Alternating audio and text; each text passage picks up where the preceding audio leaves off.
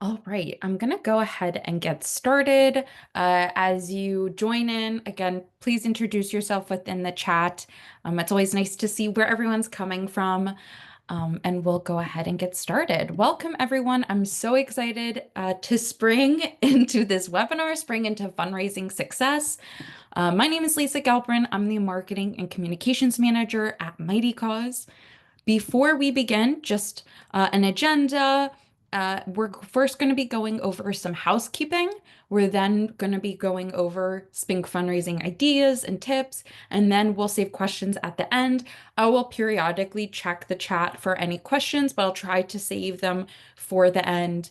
But I will try to pause at times for any questions throughout this webinar.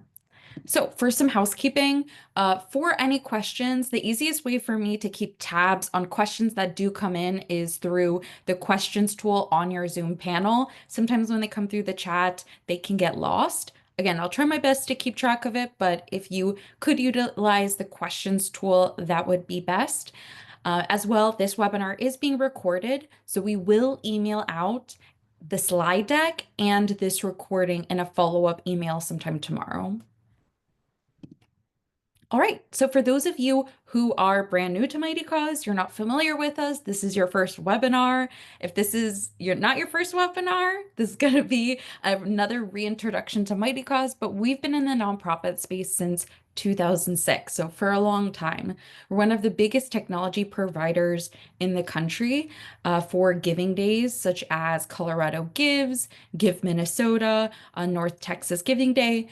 But we're also a year-round fundraising platform. We provide an all-in-one fundraising platform for nonprofits to be able to fundraise effectively on our platform. So some of the features and tools that we provide is peer-to-peer fundraising, which we'll talk about, embeddable forms, so updating that PayPal button on your website to a donation form, reporting and analytics, donor management, etc. All right, so let's jump into spring fundraising because it's time for a refresh.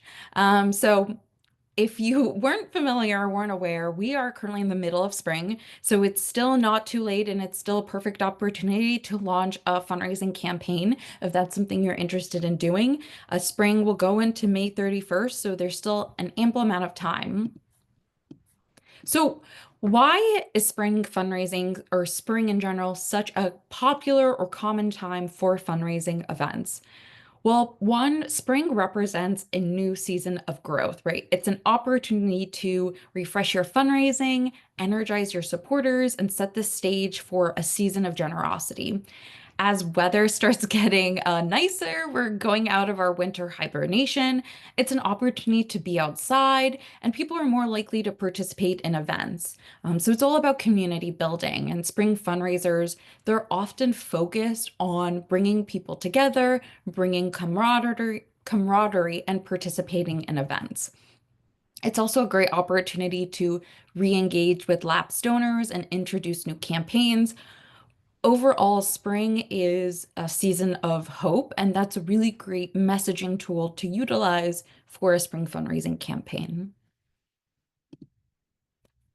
Anytime that I talk about fundraising on our webinars, I like to first talk about setting goals because I think with any fundraising campaign that you are thinking of launching, this is the best place to start. What exactly are you raising funds for? What is going to be most meaningful to your nonprofit and to your campaign right now? You want to assess how much funding do you need right now for all of your essential goals or projects. And I also think it's really helpful to look at this year a date. What have you accomplished so far? And what is your overall goal for the year? Because that could be really useful messaging that you can utilize in your fundraising campaign in terms of what you've done so far and what you need to get to where you want to get to at the end of the year. So I'm going to talk a little bit about the different fundraising campaigns that are on Mighty Cause because I'll be talking and showing some examples of different spring fundraising campaigns that have been on our platform. And so I think it's easier to kind of dive into what exactly do fundraisers look like on Mighty Cause. I'll make a lot more sense if we go through this. So on Mighty Cause, we have our traditional kind of fundraising campaigns. A fundraiser is kind of a as you would assume, kind of a basic fundraising page where your nonprofit would solicit donations from your supporters. It's typically focused messaging, right? Where you are raising money for maybe a specific program, a specific service. The only call to action you are asking donors primarily is to make a donation or to share your fundraiser. There's no recruiting necessarily or managing fundraisers. It's really setting a goal, building a page, and then fundraising. And then on the other side, we have all of our peer-to-peer fundraising pages. So if you aren't familiar with peer-to-peer fundraising, we're going to talk a good amount about it today because that is a very popular spring fundraising type of campaign. But peer-to-peer fundraising is essentially a fundraiser where you are asking your supporters to fundraise on your nonprofit's behalf. So you are asking your supporters to reach out to their friends and family, to their coworkers, to their community, to their members of their church or mosque or synagogue to contribute to a cause that's important for you. It's a great way to engage supporters in a new way. You get to expand your reach because you're empowering supporters to fundraise. If I'm sending my fundraiser to a friend or family member that makes a gift, that's an individual that may not have heard of your cause or would have given to your cause otherwise. So it helps you turn your passionate supporters into advocates for your nonprofit. Um, Peer-to-peer fundraising is also an opportunity to build long-term community engagement. It's a really great donor acquisition strategy. And it's also an opportunity to allow for friendly competition if you want. And it's also a really great opportunity to bring in some themes within spring and also awareness months. So peer-to-peer fundraising may require more upfront effort to recruit and organize peer-to-peer fundraisers, but we have a couple tools that can help with that and also help with building out a peer-to-peer fundraising campaign. So this is, again, an example of our fundraising pages. When we're talking about in terms of peer-to-peer fundraising, this would be a page an individual could create to fundraise on behalf of your organization, right? This is Lisa's Doggy Dash fundraiser. So this is my page I've created for an organization that I'm supporting. And this can be connected to a team. So a team is a group of supporters that work together to hit a funding goal as a team. This team as a whole is essentially a central page where each team member has their own page, as I showed here. So this is a centralized group page. And we also have event fundraising pages. So if even more so than a team, if you have multiple teams, you can utilize an event fundraising page that combines individuals and teams together. So what does that look like? So I think this is a great example of this is a school fundraiser where they had an event. Their school had a readathon and their event page was representative of the readathon. They had each grade compete against each other. So each grade had their own team page. And then within each grade, students could have their own page where their family or friends could support them. So that's where, if you see kind of the hierarchy of how that goes. So um, I'll get into also how you can utilize peer-to-peer fundraising in different ways with these pages, but a team or event page is where you can have multiple people join in, you have a leaderboard, you have the ability to manage your participants, and fundraisers are something where it's only something the individual who creates has to worry about, and it's a call to action to simply donate. All right, so hopefully that made sense in terms of it. Let's get into some spring fundraising ideas. So with spring fundraising, one of the most common types of fundraisers you will see is what I call a special date fundraiser. So that's utilizing the time of the year to your advantage, and utilizing any special days or awareness months that occur in the spring, for your fundraising campaign. Utilizing these dates or an awareness month is a really great way to rally supporters for your cause, because not only are people supporting your organization, but you're more likely to find people who also want to support your specific cause.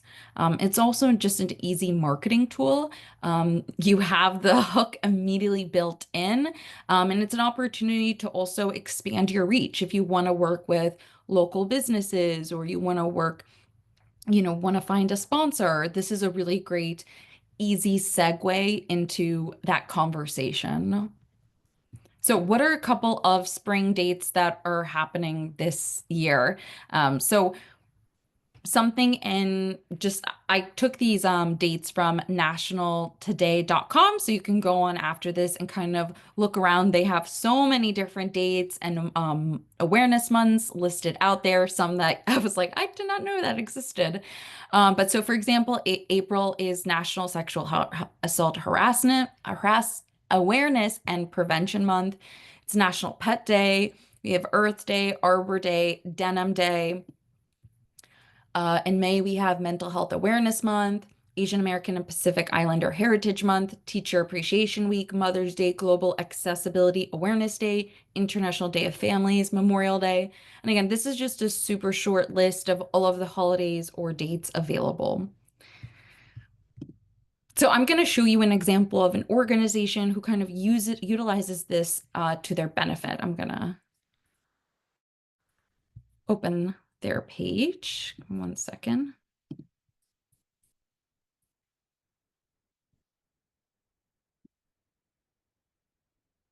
Oops.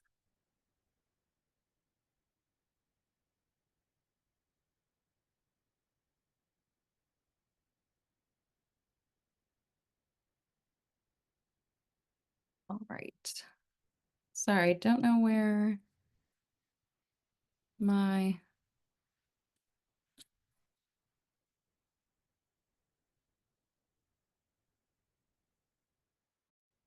my slide just went, but it's okay. We'll get this back up.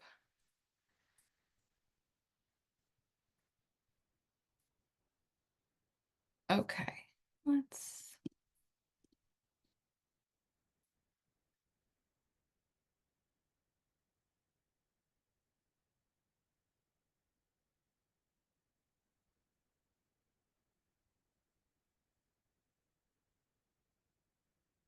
All right. So, this is a Women's Advocate, their Domestic Violence Awareness Month fundraiser. Now, Domestic Violence Awareness Month is not in spring, it's in October, but this is a really great example of how an organization utilized that with their fundraising to fundraise for their organization.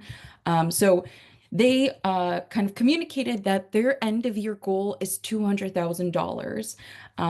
And through this awareness month, they're able to kind of communicate what are the effects of their organization, their mission, and their cause, and also created a video um, that kind of shared their story. I don't know if you guys can hear this. Let me know if Victim you survivors call cannot. women's advocates because they have exhausted all their other options for safety and support. Oftentimes, before they call the crisis line, they're living under this impossible set of circumstances of power and control. Once they realize that they cannot stop the abuse alone, that they alone are not responsible for ending this situation, that's when they call the crisis line. When we have crisis calls and we are full and there's no other space available, what we would do at that point is we would devise a safety plan with the caller. Sometimes there are options where the victim can go to a family member or go to a friend's house, and sometimes those options are not available. We listen to those options and we offer alternatives to some of the options to best keep the victim and the family safe. So I'm going to pause it there because the video goes on, but just as an example of, again, how the using an awareness month is a talking point uh, to talk more about your cause and your mission. Let's get back. All right. So this is another example. I won't get into their page. But this is another example of a Colorado organization utilizing the Sexual Assault and Awareness Month. So Denim Day, for those of you who are not familiar, it's an international day of awareness for survivors of sexual violence. And so this organization, CCASA, the Colorado Coalition Against Sexual Assault, invited or is inviting community members to contribute $5 and on April 30th, which is Denim Day, to wear jeans in honor of sexual assault victims and spread awareness of survivors of sexual violence. So again, this is an example of how you can utilize what's going on currently during this time of year for your fundraising. So here are a couple other examples I put together of just some brainstorming ideas to start thinking about what you can utilize. So for Earth Day, you can organize a cleanup or a tree planting volunteer day where you can create a fundraiser to sponsor the event. For Easter, you could create a peer-to-peer fundraiser where teams compete in a community egg hunt. For National Volunteer Week, you can celebrate your volunteers with a gratitude campaign and invite your supporters to donate in honor of your volunteer heroes. For Mother's Day, you can let donors make a gift in honor or in memory of a mother figure, and with a personalized card sent on their behalf, you can create, maybe on your website or social media, a wall of moms online featuring honorees' names and their messages. And Memorial Day, you can host a walk or a picnic or a potluck with a donation-based entry, and you can encourage donations also in honor of veterans or loved ones who have served. And you can, again, as the same day idea as Mother's Day, you can create a memorial gallery with stories and the names of people who have made a donation in honor of a veteran or someone who has served. It's just a couple of examples of how you can utilize that. As well, when it comes to your fundraising campaign, you want to think about what an opportunity to fundraise for a timely program. So what is something that you are particularly focusing on now? And focus on providing a tangible donation experience. So that could be picking out and buying specific items with a clever use of your description and tie them into your program needs. And you can get creative with this, but you want to think about something that can be directly related to exactly what you are trying to raise money for currently. All right, and that kind of ties into a fundraise-a-thon. So a fundraise-a-thon, if you're familiar with it, but there are so many a-thons that I've seen working at Mighty Cause. We've seen write-a-thons, read-a-thons, art-a-thons, dance-a-thons, cycle-a-thons, every sort of iteration you can think of. So you can find an angle that makes sense for your cause. Run-a-thon and walk-a-thon are not the only type of thons that you can create. This is not necessarily a thon, but there's a fundraiser on a platform where they have a funny pants or silly pants competition where everyone finds the silliest pants that they have, and they create a peer-to-peer fundraising campaign, and people vote for the silliest or funniest pants that someone has. You can get creative with it. And a thon fundraiser gets participants excited and engaged because it's something that they can actively participate in. It's also an opportunity to reach out to sponsors, and sponsors are interested in participating in these type of events because this is a way for them to kind of fulfill their corporate philanthropy within their community and share that they are supporting their community as well. And your sponsors can even do something simple as maybe as a prize for the winner, you create just a gift basket with, donations from your local Starbucks or whomever. It can be something as small as that. So this is an example of a great peer-to-peer campaign on our platform, the Trojan Trot, done by the Sick Christ, I believe, a school PTO. This is their annual peer-to-peer fundraising campaigns. Students have the opportunity to run laps around their school field in support of their school. All of the funds, go to supporting the PTA. And these pledges are based on the number of laps each student completes, or simply can just make a donation to to their PTO.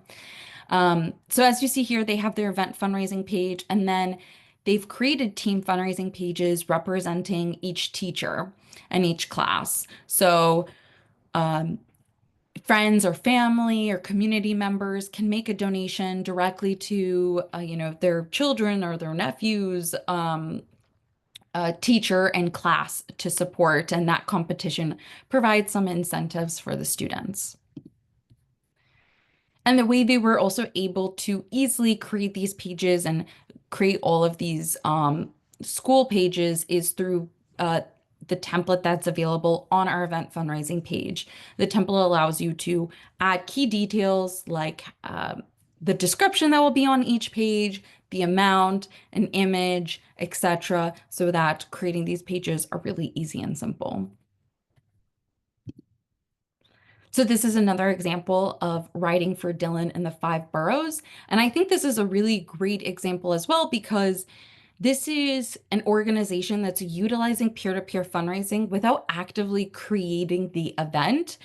So they created peer-to-peer fundraiser because participants within their organization, supporting their organization, were going to participate in the 5 boroughs, the New York City 5 borough tour. And so they were able to have people donate to support the people that were going to bike in that race, representing Dylan's Wings of Change. So again, that's a way to incorporate your local activities, local community, local events without not necessarily organizing an event like that. However, if you do want to organize an event like that, the springtime is a great opportunity because events bring people together. Face-to-face interactions with your supporters can create stronger emotional connections and loyalty. And I would say work with what you have. Hosting event doesn't be costly. You can utilize resources in your community. You can utilize a public library, parks. Think I'm frozen.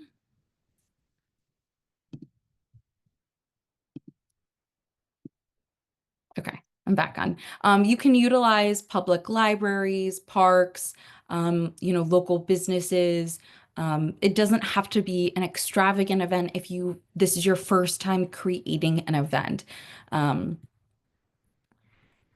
uh, One of the also kind of popular things that we have seen nonprofits do on our platform, making it a ticketed event. So utilizing kind of an upfront fee, minimal fee for entry, and then have a suggested donation amount for attendees. And you can make giving super easy by having a donation booth, a QR code, or utilizing our text to give, which I'll kind of share with you in a second. But having an event is an opportunity to, as I mentioned, build excitement, incorporate social media, a hashtag, etc., to make it just a more fun fundraising experience. So as I talked about with ticketing, something that our event pages are able to do is integrate with Eventbrite. So if you do have ticketing as an option or as a component of your event, you can create your Eventbrite page, hook it up to your event fundraising page on Mighty Cause. And so for people to participate or register, they'll go through your Eventbrite first and then be redirected to Mighty Cause to start their fundraising. As well for any in-person events that you have. In addition to a QR code, you can also utilize a text to give. So text to give is your opportunity to create a keyword for your event. So maybe it's Lisa's Spring 2025. And all individuals have to do is text a number, that keyword, and they will be sent a link to donate to your cause so that you don't have to have a computer station or worry about having tablets available. People can really simply and easily do it on their phones. So this is just an example of a flyer that you could have at your event, where people could text that keyword and that code.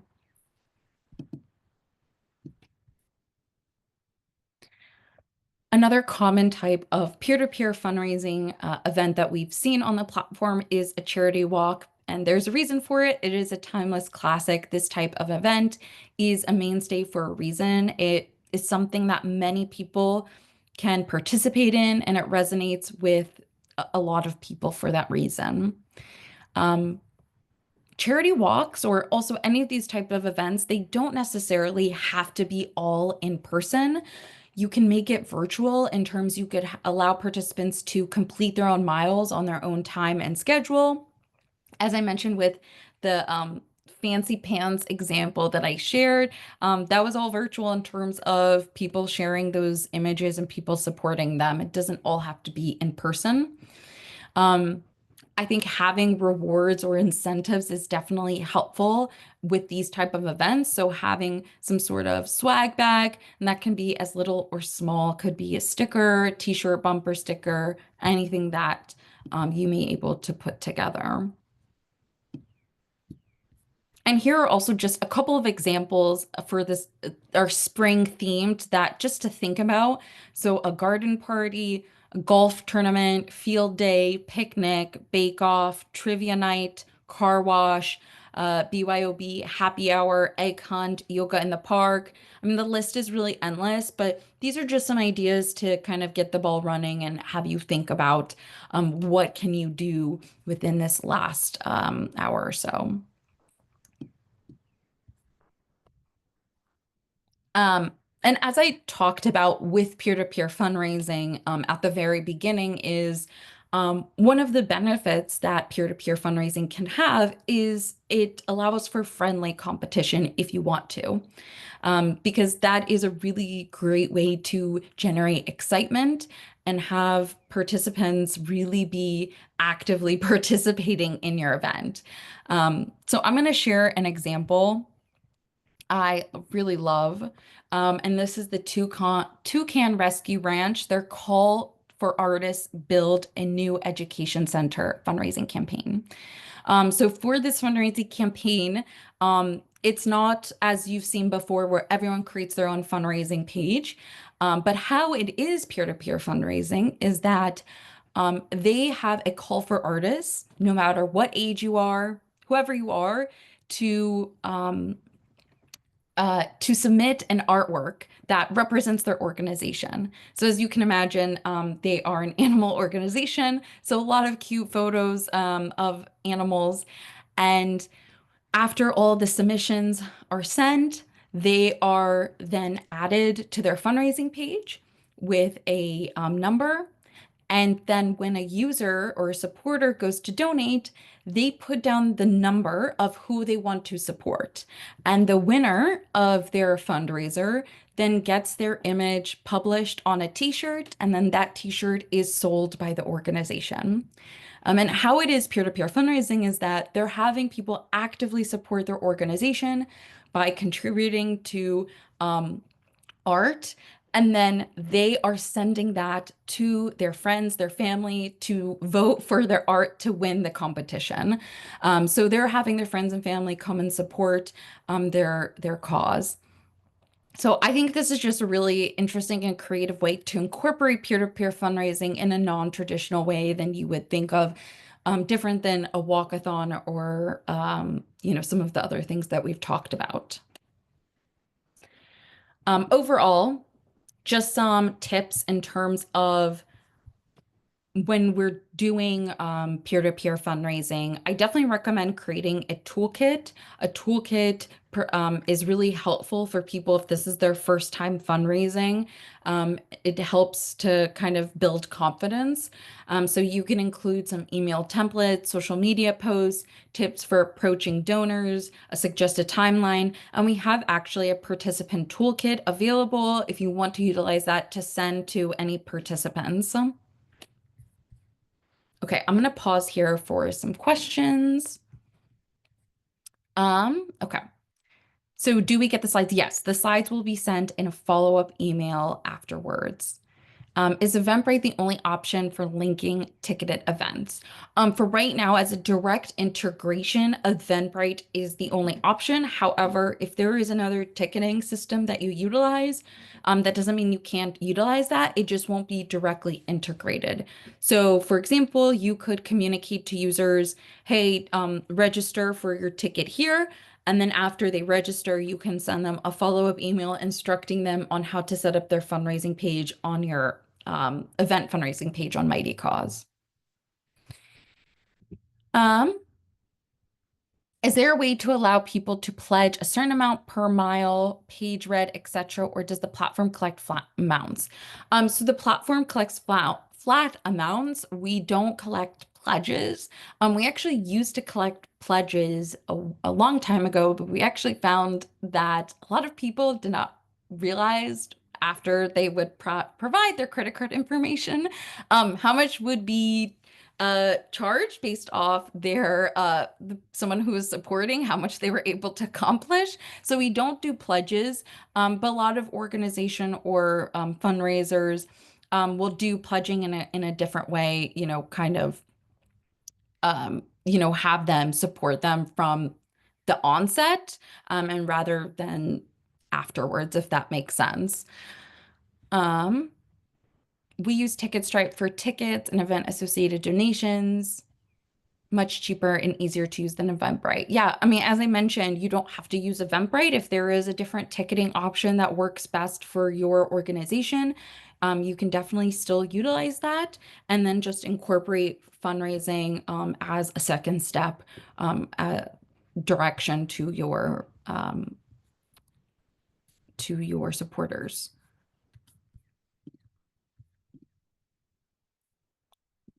Okay.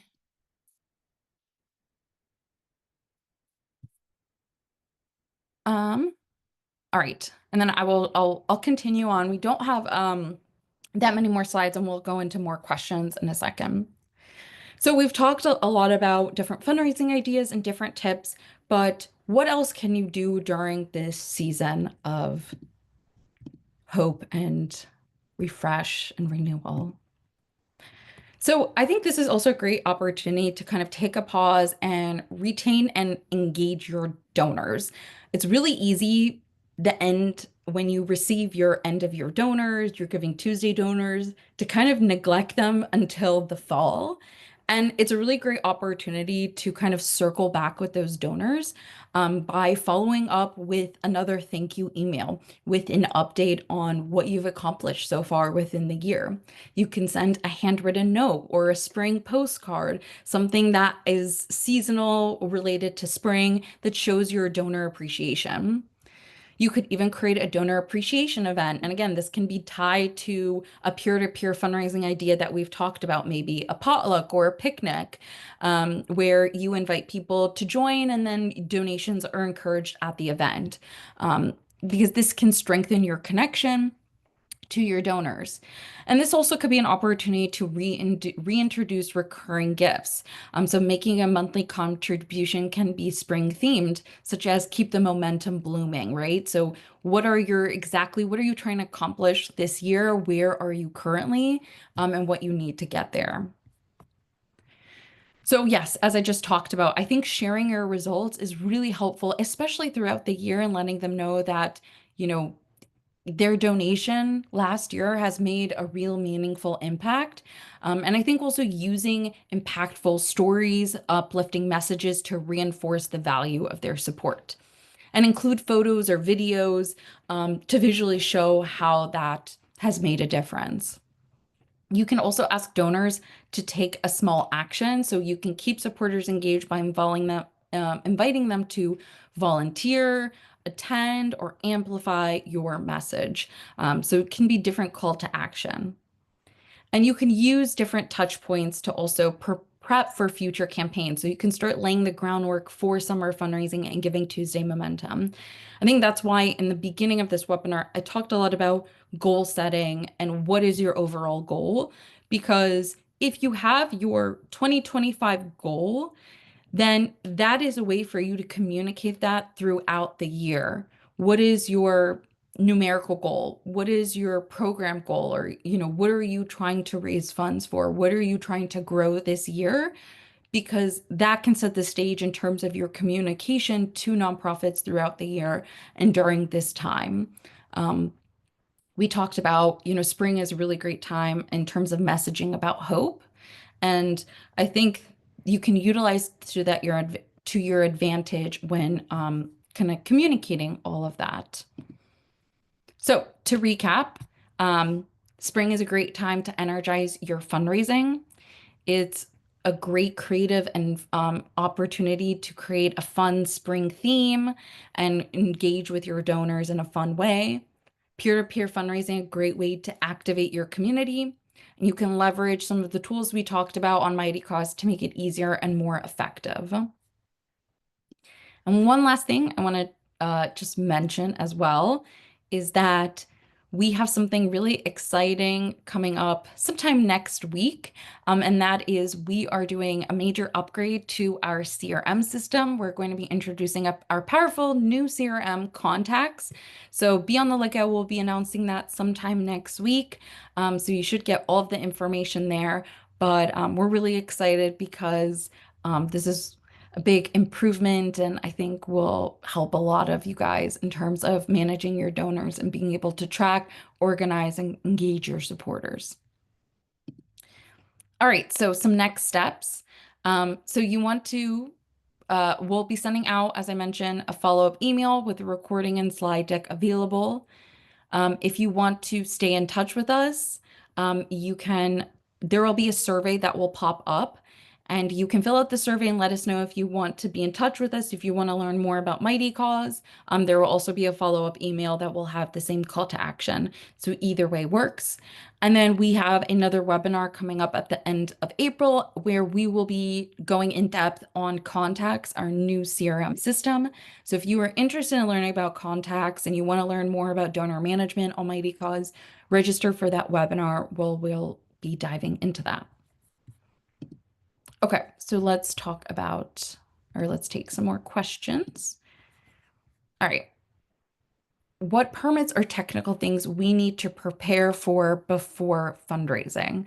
It depends on the type of fundraising you're doing. In terms of if you want to host an in-person event, I think the biggest thing is where are you going to host it, right? And so that's why I think using the resources in your community, especially if this is your first time, like a public park, like a community center, like a public library, something where it could be low cost, could be someone's, you know, if someone knows, a certain, has a connection to a certain space, sometimes event spaces will even provide discounts to nonprofits.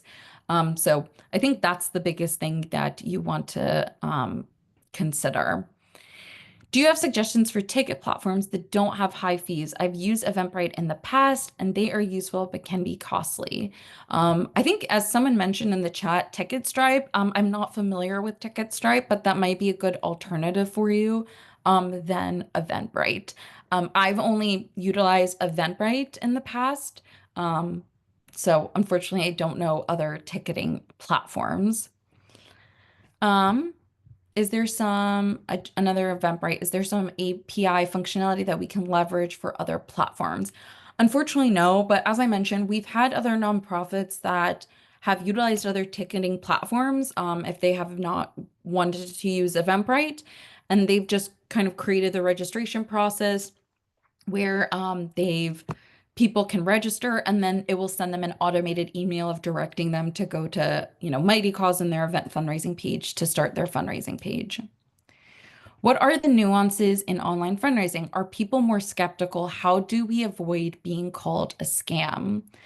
Oh, well, I think I think the question is then who are you reaching out to, right? So if someone is consider calling you a scam, like who is getting your fundraising page and what is being communicated to them? Um, I think there are so many different fundraising pages on online. I think also GoFundMe has kind of normalized fundraising pages, but I think if you're clear and can communicate you are a 501c3 charitable organization, what your cause is, what your mission is, I think that will get across exactly, what you're fundraising for and that you're a legitimate organization. I think one other thing is if you don't have a website or if your website is not as developed, I definitely recommend developing a website that is professional and kind of reflects your nonprofit. I think a lot of times some nonprofits don't have a website that really demonstrates them in the best light or really matches the work that they do. So I think definitely consider looking at your website. If someone goes on your website, would they think that this is a legitimate organization that is doing legitimate work? Um, how do we sign up or how does your organization help nonprofits to raise funds? So we are a all-in-one fundraising platform for nonprofits.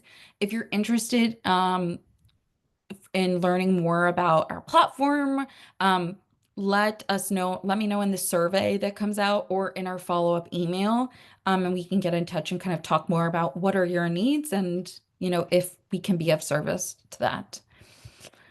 What are the best methods to approach individual donors that may be interested in our mission? Um, to approach like potential donors in terms of donating. I think if they're interested in your cause, and you want them interested, right, in your organization, your particular mission, I think letting know, for me, what I encourage or I think is helpful is letting know what a donation means for your organization, right? And breaking that down. If you have a specific program, I'm gonna just make something up, right? You feed your local community, right? And someone's really interested in just supporting their community. Um, Dissecting down how a donation makes an impact. My cause, we support families in need by providing them meals. By donating just $10 or even $10 a month, you provide one meal to a family in need every week. So I think dissecting down exactly how a donation makes a difference and makes an impact, I think is very helpful because it's transparent and lets them know the connection to what they're passionate about. I hope that makes sense. Um,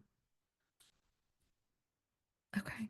I don't see any other questions coming in. I hope that was a bit helpful or, was able to kind of spur some ideas of stuff that you guys can implement immediately, within the next month or so, that you have.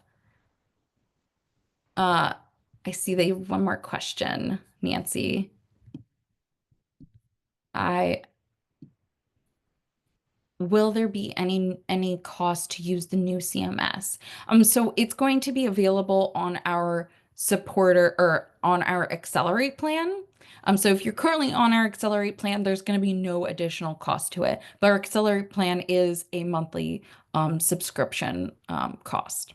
But if you're interested in learning more, like I said, please feel free to schedule a call with us. Our team will kind of talk more about it, see if it makes sense for your nonprofit, right? If what you're trying to accomplish, if it makes sense for your nonprofit. If it doesn't make sense for your nonprofit, we are, here to help you guys fundraise and, in whatever way that makes the most sense for you guys.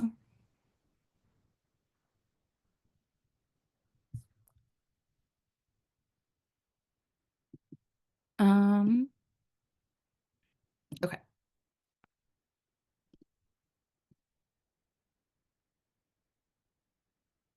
So yeah, if you're interested in learning more, like I said, in our survey follow up or in the survey that will pop up, it will say if you're interested in talking with us, and just let us know, and then we'll follow up with you and kind of talk through how you sign up. As well, in our follow-up email, we'll have a link to where you can sign up as well and get more information about how you can get started on our platform. We do have a growth plan where you can start utilizing some of our platform features for free. So if that's something you're interested in, like I said, just you can fill out the form and let us know, and we'll get in touch with you. Um, are there any sites that identify individual donors interested in in nonprofits? I am not familiar of any sites that identify specific individual donors interested in nonprofits, but I would say, you want to consider exactly what does your organization do? And is there a community that you can start incorporating yourself in that would be interested, right? If you're an animal organization, maybe there's a Facebook group for animal lovers or people in your community that have pets, that you can join and be a part of and then share your cause in. So I would think about exactly, what your cause is, and is there a community group in your area that you can be involved in, that can share that mission. And I think that's also why peer-to-peer fundraising tends can be really powerful and helpful, is that you're getting connected to people who you would have not been able to reach out to before. I've said this story before, but there is my sister had a friend from graduate school who started a nonprofit building schools in Kenya. And I don't know this person, but my sister sent me her fundraising link and said, "Hey, this is my friend from graduate school. She just started this nonprofit and she's asking for donations. Um, you know, check it out, take a look." Yeah, and her donation page was great in terms of it just listed out exactly what they were raising funds for, what they needed to start the school up, and kind of her backstory of why she wanted to start the school. And I made a donation. So, even though my sister was not fundraising on behalf of her, by her sharing that to me, she was sharing it to a network of people that her friend wouldn't have been able to access. I don't know her friend. So I think the power of also sharing is really important and powerful, right? Asking your network of people that you already know, especially if you're brand new to fundraising, it can be powerful, and that's how you can start your own community. Does Mighty Cause advertise for us? We do not advertise for nonprofits. Um, we do not advertise to donors. We don't take any donor information and advertise to donors, etc. That is your information that you can utilize and do with what you will. But we do not actively advertise for nonprofits. We really are just the platform to help you facilitate the fundraising. And we also have a bunch of resources available to guide you, but the platform itself is the tools and features to help you do so.